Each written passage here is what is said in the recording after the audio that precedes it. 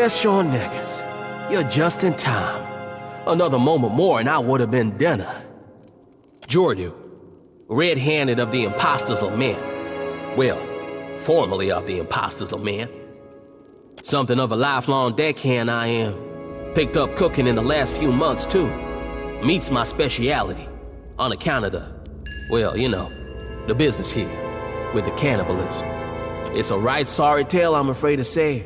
Our ship, a beautiful ship she was too, ran aground in a storm. Waves so high we couldn't see a damn thing, you understand? Come to discover this here island's about as barren as an ancient lecher's bed. Not a scrap of nothing edible on it. And none of us were especially keen to take our turn about the wheel, so... As the months wore on and no one came looking for us, we started running low on crew and, victuals. I think what few of us were left here at the end might have gone a little nutty. My wrists thank you mightily. Say, you got a ship? Couldn't get here without one, right? You by chance have any spots open for an old dwarf like me? I might not look it, but I'm a deft hand with the rigging. Can even cook some.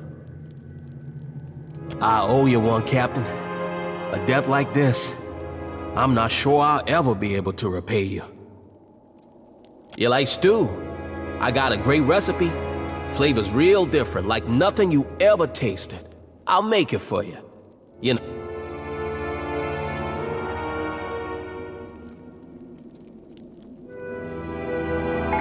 What do we have here? I'll see to it.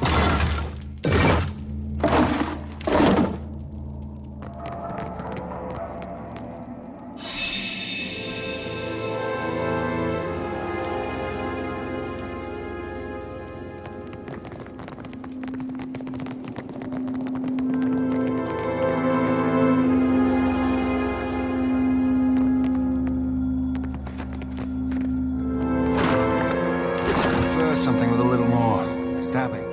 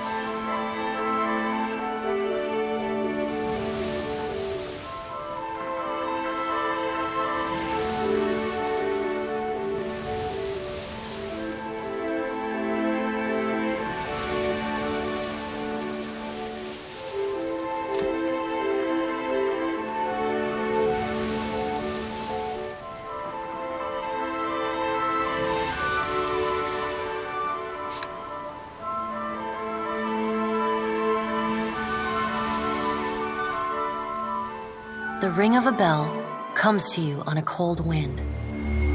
The ring comes again and again, until soon the air is full with the sound of 1,000 bells ringing all at once. You are alone. And then, you are not. An indistinct figure stands before you, flickering between forms like a fire-cast shadow. A fixed, taunting grin. Bottomless black eyes. A yawning chasm in the earth. The aspects of Berith, the Usher and the Pallid Knight, shift in and out of focus. And at their back, 4 indistinct shades hover. You feel an eternity stretch out behind each of them, reaching back to places so distant and yet so near you cannot comprehend their size. The shifting image of Berith settles on the aspect of the Pallid Knight. Watcher, Her voice... I tasked you to discover Aethys's intentions. Tell me what you have learned. I remind you of our bargain. Time is short, and your soul dangles in the balance. Her wan face contorts into what, on mortal kith, might be called a smile. On her, the effect is more akin to a rotting pumpkin caving in upon itself. Do not give me cause to doubt your commitment, Watcher. The figure nearest Berith dissolves and reforms in the image of a thin-lipped, ancient crone whose face has felt the melting kiss of fire. The goddess Wodica strides forward. Does Aethys frighten you, Berith? He should. Magran subdued Aethys's influence once before, and yet he returned. From out of Wodica's shadow shuffles a hunched, bald man you recognize as the god Scan. His skin is mapped with swollen lash scars, and breath whistles through the ragged hole in his face where his nose once was. He does not speak, but stares up at Wodica with naked loathing plain on his ruined face.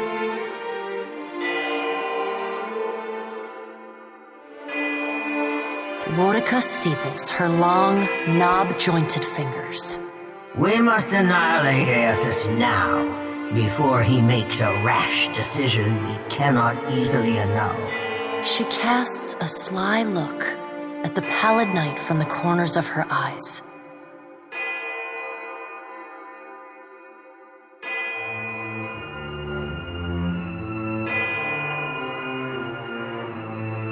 A moon would do the job nicely.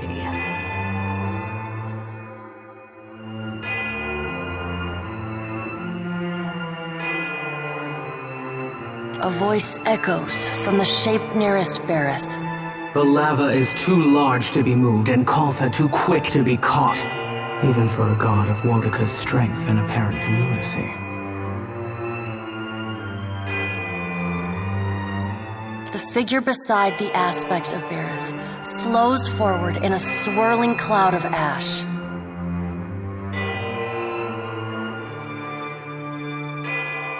The ash falls to the tiles and reveals a molten-skinned woman leaning on a monstrous, wicked-edged broadsword. Magran's glowing lips curl in disdain. We must find a solution to the problem of Aethys that is neither do nothing, nor destroy the world. I acted in haste during the Saints' War. You will not goad me into doing the same now. To move against him while his plans are unknown would be the height of foolishness. We must find wisdom in precaution. The Pallid Knight tilts her head to the side and gives you the long-suffering, narrow-eyed look of a parent dealing with a particularly disappointing child. No. Another of the silent figures steps forward, and the warm, golden light of a summer's afternoon spills across your face.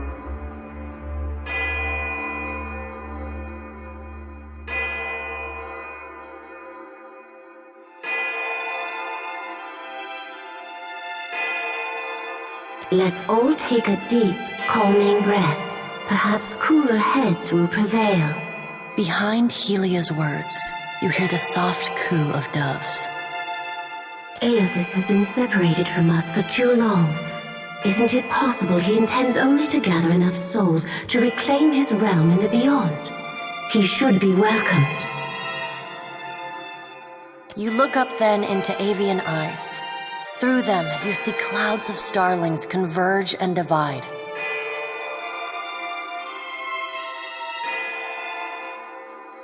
Helia puts a feathered hand to her chest. He wouldn't. Betrayal is not in his nature. Scan shuffles forward. Yes, yes. We should welcome Aethys' return to the fold. His gratitude we can leverage to cajole him into divulging his plot.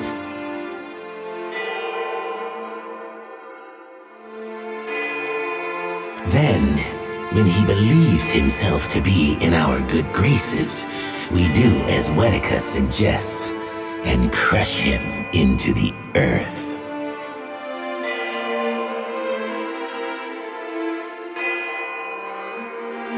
Scan pauses, inspecting you. And here is the Watcher who wiped dear desperate Alice's mind. You could have let my followers help her kill the man who tormented her. But you did not. Curious. Scan licks the ragged edge of his lipless mouth and grins, then turns to Helia.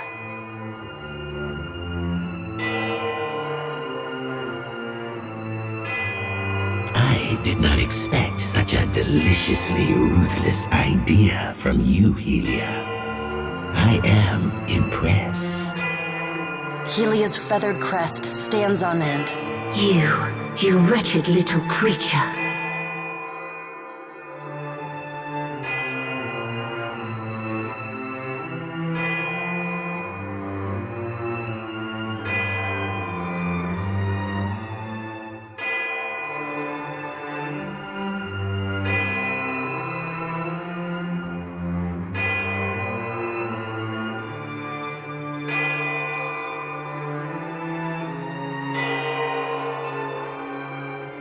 His vessel may be destroyed, little Watcher, but Aethys is more than the vessel that holds him. He will always return, however we strike him down. The Pallid Knight gestures for silence. Aethys cannot be killed, but he may be subdued. Yet to do so will take immense power and time. Both stand in his favor. Magran grits her black glass teeth. That is why we must ascertain his plans before he has the chance to put them into motion. She begins to pace. Her steps leave little trails of fire in her wake. Magran stops and balls her hands into flaming fists. Even if we manage to destroy his current form, there is the possibility he could return, if he has not already absorbed all of his children. Wodica waves the gods to silence. Aethys gathers strength. His strength is a threat to us. Her voice takes on a sharp, almost panicked edge. There is no sensible answer to the question of a resurgent Aethys, other than decisive, final action. Your opinion is unasked for and unnecessary, but noted nonetheless. Though her tone is impassive, the banked fury in her eyes says well enough what she thinks of your interruptions.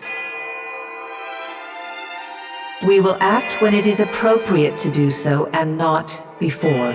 The Pallid Knight steps away from the half-circle of assembled gods. She pulls herself up to a great height.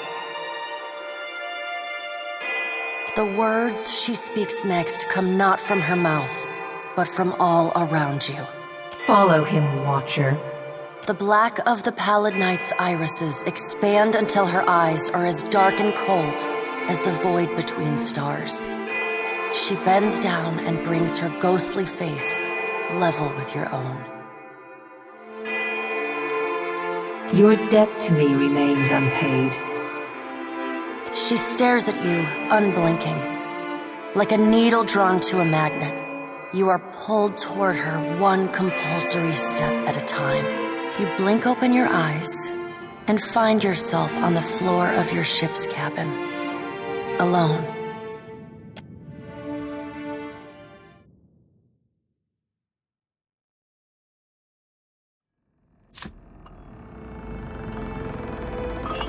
Easily done.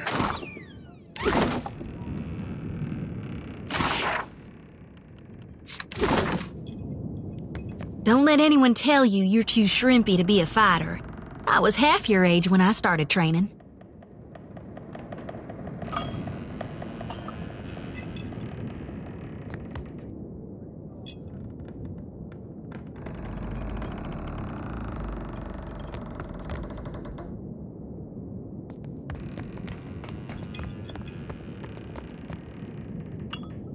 I hope you know what you're doing.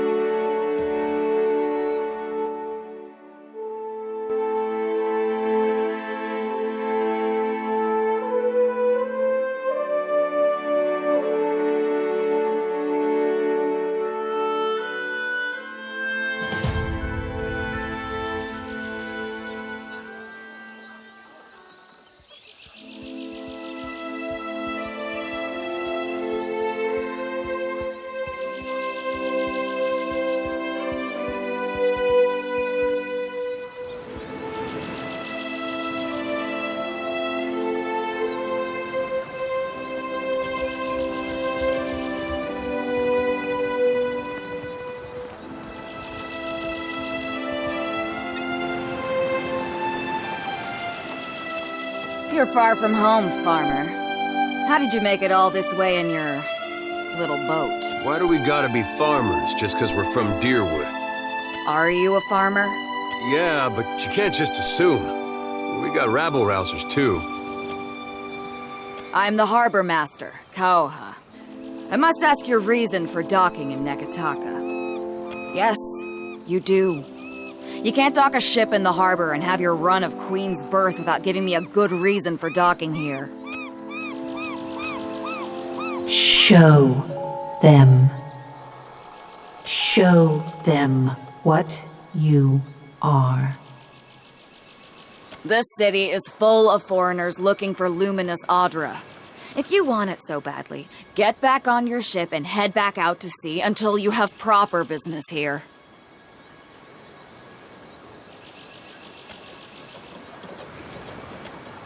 I will help you. What's the matter with you? What are you doing? If you're trying to scare us with some cipher mischief, save the purple flames for the tribes of the Outer Islands.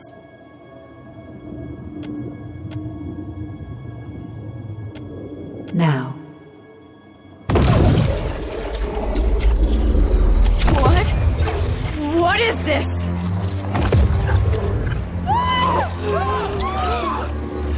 Run for it!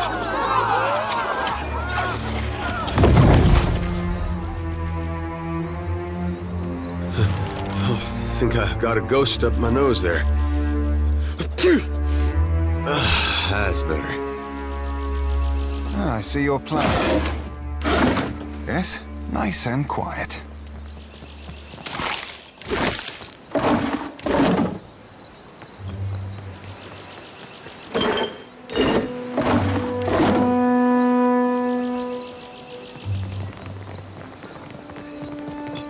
I'll handle this.